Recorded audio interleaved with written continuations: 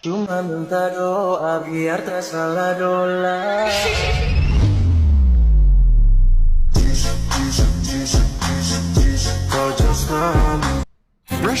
Nay, pasok na po ako ng school Anak, anong nangyari sa'yo? Ba't parang pauwi na itsura mo? Tinapos ko yung research namin. Visit yung mga kagrupo ko, walang inambag. Apakaseryoso mo naman kasi. Wala ba sa New Year's resolution mo yung mag-enjoy? Mag-e-enjoy lang ako pag ako yung top 1 sa klase namin. Sana, sa pagiging fresh, top 1 ka din. Che, alis na nga ako. A few moments later. Tabi tayo Horay, guys, tingnan niyo TikTok ni Crystal ang fresh. Wow, pati ba si Crystal ang fresh?